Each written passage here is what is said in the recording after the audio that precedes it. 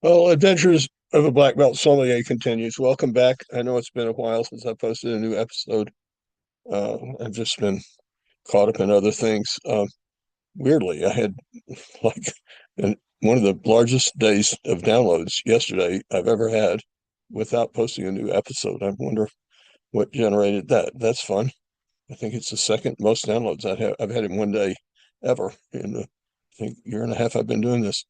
If you're watching this and not just listening to it, this is a T-shirt they gave me at the French Laundry during my week there. When the dining room staff comes to work, they wear these T-shirts to set up during pre-service, and then they put on their beautiful suits for before the guests get there. But this is another example of the incredible generosity that the French Laundry displayed towards me during my time there. They gave me this T-shirt. They gave me a Yeti water bottle. They gave me one of the iconic clothespins. They gave me dinner.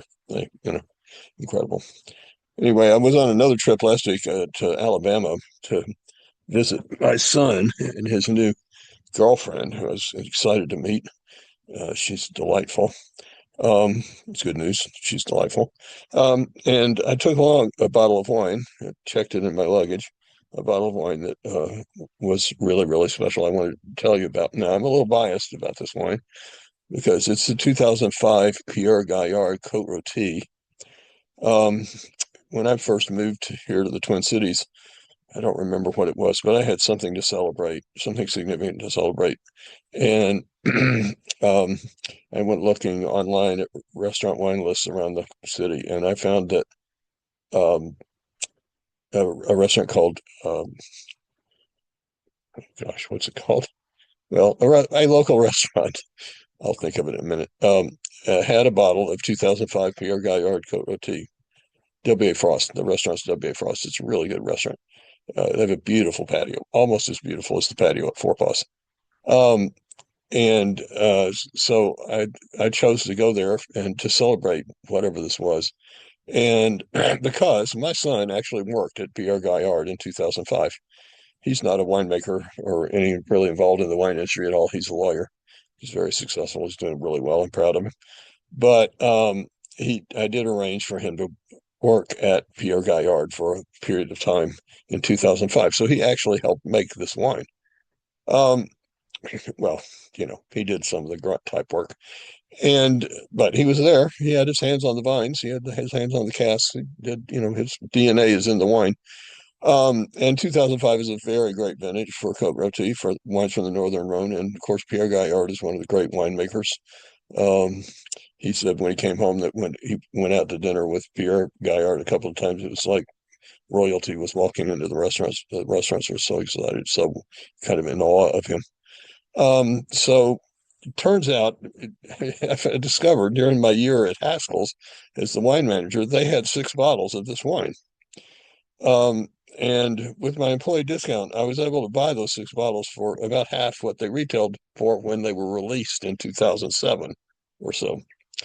So I bought the 6 bottles, and this was the last bottle. This is the last of the 6. I think I've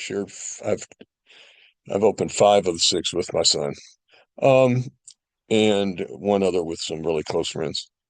Um, so I took it to Birmingham for a weekend at my cousin's lake house to spend time with them, spend time with my son. It was wonderful. But I opened this wine, 21-year-old red wine, even a great wine like this, you just never know. But every bottle of this wine that I've opened has been extraordinary. My son says the last one, the one before this one, was the best of the 5. And you can imagine he has a pretty educated palate, and he has an unbelievable memory, so he remembers those 5 bottles better than I do. But there's a thing with wine called travel shock. So I opened this bottle 3 days after we landed in Birmingham, so that's not treating it fairly. It's asking a lot of it to open it 3 days after you flew at 1,100 miles or whatever that is. Um, But this is why we have wine cellars. This is why we wait to open wine, because this wine, maybe it wasn't quite as good as the last one we opened, but it was just absolutely fabulous. I mean, it was textbook mature Cote Rôtie, which of course is a blend of Syrah and a little bit of Viognier. I think in this case, it's 93% Syrah and 7% Viognier. The Viognier gives it some acidity and some floral lift, which is really nice. And of course, it's required in the wines of Cote Rôtie. Cote Rôtie means roasted slope, and that comes through it. It tastes like, smells, and tastes like roasted meats. There's the floral character, the lavender from the Viognier. There's this beautiful kind of balancing acidity. Of course, tannins are completely resolved at 21 years old. Um, my son and his girlfriend eat mostly seafood, so thank God she's not a vegan. Um, no, that's just me. I'm sorry. I apologize.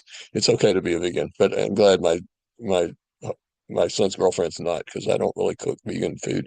Anyway, Sunday night I made an old dish, a classic dish that used to be very, very popular, very common, called coulibiac of salmon, which is a side of salmon baked in puff pastry with, in this case, I used spinach and mushrooms, mushroom duxelle, and baked it in the pastry and served it with a sauce I made with kind of a basil aioli. And boy, it was delicious, and it was perfect with this one. It was just absolutely fabulous with this one. So you can find it. It's out there. It's not inexpensive. It's Cote Rôtie. They're never inexpensive, but it's worth searching for. If it's like this bottle, if your bottle's like my bottle, it's worth looking for and it's worth paying for, because it was absolutely superb and way overperformed, given the fact that it had traveled 1,100 miles 3 days before I opened it. Well, thanks for tuning in for Adventures with Black Belt Sommelier, and talk to you soon. I won't wait so long next time to post the next episode.